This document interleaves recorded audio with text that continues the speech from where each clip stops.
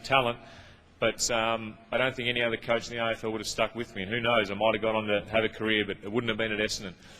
We both know that lists were put in at the end of 1991, and I wasn't on it, and you insisted that I was on it.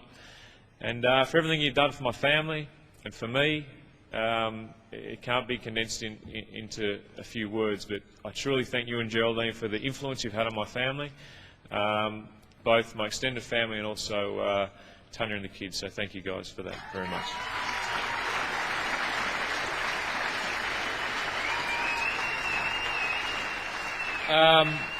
So Quinny, you dug that video out somewhere, didn't you? The Von Trapp family singers. I thought I'd seen the end of that, but you do have one worse, and thankfully you didn't find it, because there is one worse than that. But you couldn't find it. Thanks, mate. You know, you taught me to dream again. You taught me how to train again and how to believe in my body again. And like Sheeds in 1991, I was gone. Well, in 1999, I was gone. You know, I'd had 3 stress fractures, 3 years of 10 or 15 games, and not only did you and Nat become great friends to our family, but also allowed me to achieve my ultimate success. So thank you again for what you've done.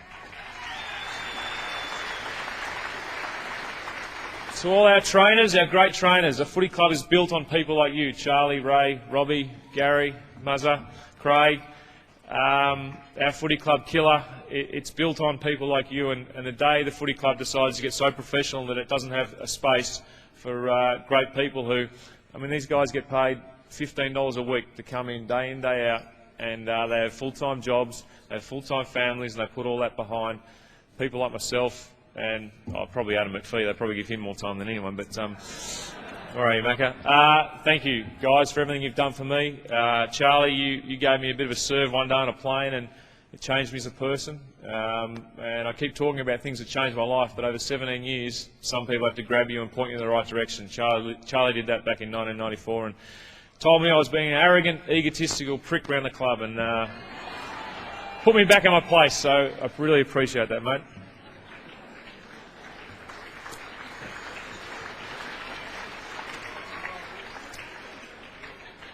Through all this, through all the trials and tribulations of the grand finals and injuries and really just loving what I do, loving the life I lead, the game has been great to me. It's given me, as I said, 2 premierships, countless memories.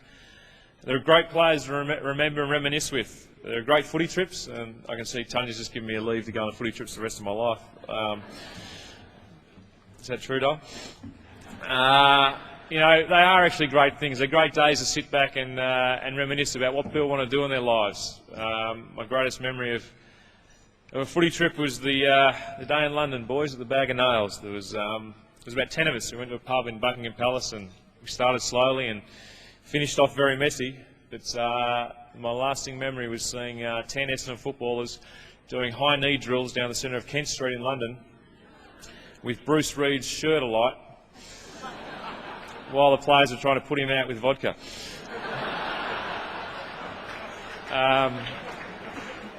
Solly, vodka doesn't put vodka's alcohol, mate. It doesn't put out flames. So I would have burned him for what he said to you as well. It's really hard for me to think of retirement, to believe that I'll never play footy again, to believe I have to stop dreaming and finally grow up. To me, footy is like a fantasy. You talk about Peter Pan. I feel like Peter Pan. I feel like I don't have to grow up. Every week, I get to go to training, I get to hang out with my best mates, I get to have an excuse for sleeping in. I tell Tanya it's all about footy, you know, I can't get up, I can't look after the kids, I've got to get my body right. I get to do what I want to do, and that is play the greatest game in the world for the greatest club in the world. And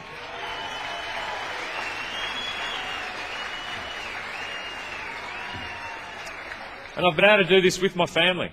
And at this time, I'd just like to reflect on my family and indulge me while I thank them for what they've done, and particularly to Robin, Bill, Greg, Kathy and Chris for providing me with another family when mine was in Canberra when I was very young. To my mum, she's a very special lady, my mum. We have our moments, Mum, don't we? We have our moments where where I'm a pig-headed, you know, and I won't listen to you. And she's the most caring person in the world. She cares for everyone, not just herself. She's provided the world with 2 very special people, and my sisters, Amita and Catherine. and a pig-headed footballer myself. And Mum, you're a great lady, and thank you for everything you've done for me over my life.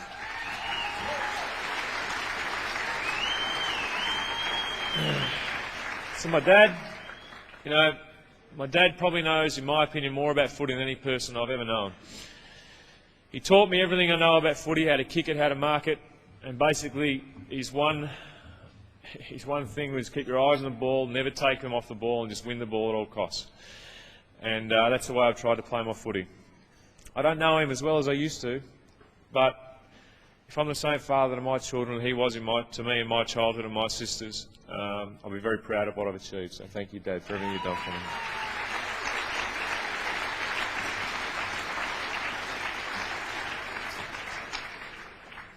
To Tanya, Tom, Steph and Alex, you are just the most important thing to me in my life.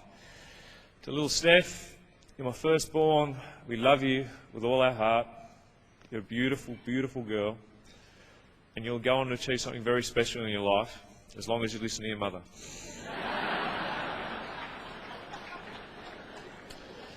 To my little boy Tom, I hope there's not too much pressure on you, mate, in your life, because